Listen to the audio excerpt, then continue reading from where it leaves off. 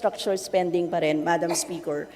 Ipinagmamalaki ng administrasyon na may 5,521 flood control projects itong natapos mula 2022 to 2024. At may ongoing pa ngayon na 5,000 plus, Madam Speaker. Pero tuloy-tuloy ang pagbaha dito sa ating bansa. Kasama po yan sa speech ninyo, Madam Speaker. Anyari sa mga flood control projects na ito. Mula 2022 hanggang 2024, nagpondo ang DPWH ng lampas 500 billion para sa flood management program nito. Madam Speaker.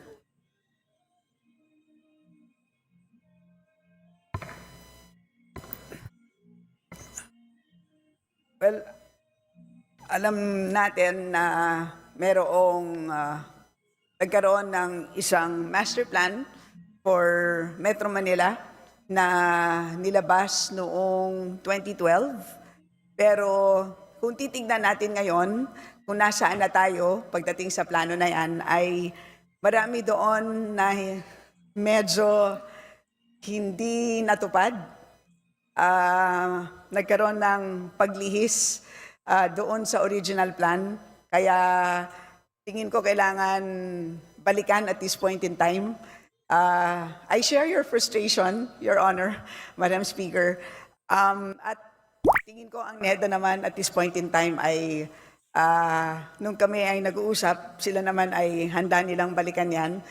And of course, siyempre sa ngayon ay ayan, binabantayan talaga natin ang mga flood control projects. Base din sa mga ibang hearings, katulad ng COA, ang isang major problem is yung mabagal na pag-implement. Kasama dyan ang delays at low fund use. Yan ang naalala ko sa ibang hearing. Kaya sa tingin ko, baka kailangan natin tanungin yan sa DPWH. Pero pagdating dito sa DBCC, as an issue para sa DBCC, tingin ko yun ang dapat bantayan ng DBCC, yung pag-monitor ng master plan and at the same time yung pagkakaroon ng master plan para sa buong bansa. Kasi sa pagkakaalam ko, meron lang na-adopt para sa Metro Manila.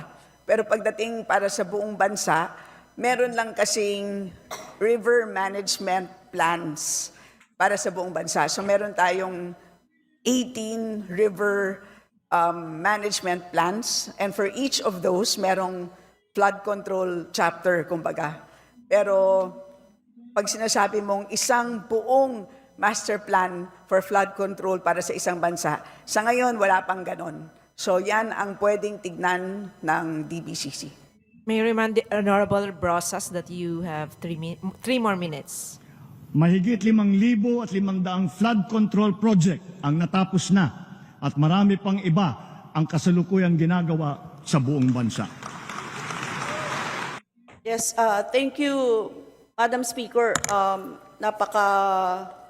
Napaka-personal din sa akin ito kasi binabaha ako eh. Kaya kailangan ko itanong talaga, no? Kasi despite the DPWH flood management program from 2022, which amounts to 128 billion, tas 2023, 182 billion, 2024, 244 billion, talagang mapapatanong ka, Madam Speaker.